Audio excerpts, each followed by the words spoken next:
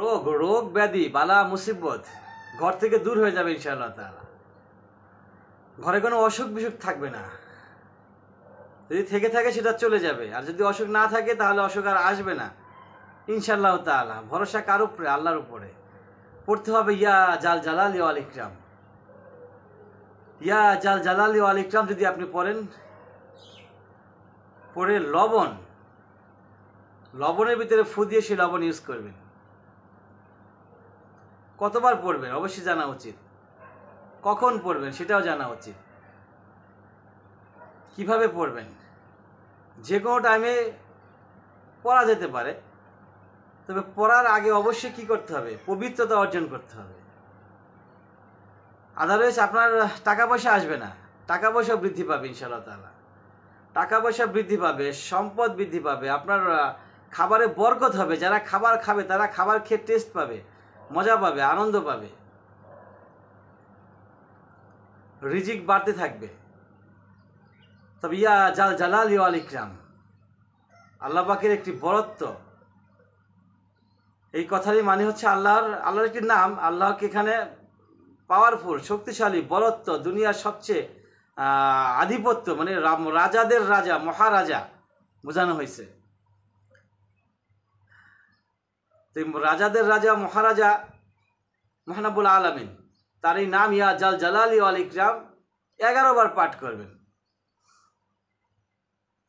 পবিত্র হয়ে অজু করে, অজু অবস্থায় পবিত্র হয়ে পবিত্র পোশাক পরে 11 বার ইয়া জাল জালালি ওয়াল ইকরাম পাঠ করবেন। পাঠ করে লবণে ফু দিবেন। লবণে ফু দিতে হবে।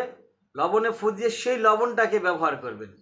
এরকম না যে এক বয়ম লবণ, এক বক্স লবণ, 1 কেজি লবণ নিয়ে আসলাম, সেখানে 11 বার ইয়া জাল জালালি ওয়াল ইকরাম বলে ফু দিলাম। না, সেটা করা যাবে না। আপনি আজকের জন্য, এখনকার জন্য যতটুকু লবণ প্রয়োজন হয়, আপনি রান্না করবেন, রান্না করার জন্য যতটুকু লবণ প্রয়োজন হয় ওই লবণটাতে ফু দিয়ে তারপর সেটা রান্না করে নিয়ে যান। অনেকে কাঁচা লবণ খায়, এই লবণ খাওয়ার সময় যতটুকু লবণ প্রয়োজন হয় ওইটুকু লবণের ভিতরে আপনি ইয়া জাল জালালি পরে ফু দিবেন। ইনশাআল্লাহ তাআলা খাবার টেস্টি হবে। রান্না করার সময় দিলেই হবে ইনশাআল্লাহ তাআলা। রান্না করার পূর্বে রান্নাতে যতটুকু লাগে অতটুকুতেই ইয়া জাল জালালি ওয়াল ইকরাম 11 বার পাঠ করে ফু দেন। ফু দিয়ে রান্না করেন, ইনশাআল্লাহ তাআলা ওই তরকারি খুব মজা হয়ে যাবে। আপনার সংসারে বরকত চলে আসবে, আপনার রিজিকের অভাব হবে না, টাকা পয়সার অভাব হবে না। ঘরে কোনো রোগ ব্যাধি বালা মুসিবত থাকলে সেটাকে আল্লাহ পাক দূর করে দিবেন। আর যদি না থাকে তাহলে ইনশাআল্লাহ আসতে দিবেন না।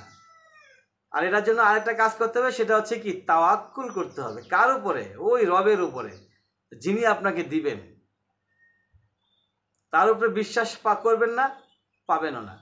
অতএব তার উপরে বিশ্বাসটা হচ্ছে আসল।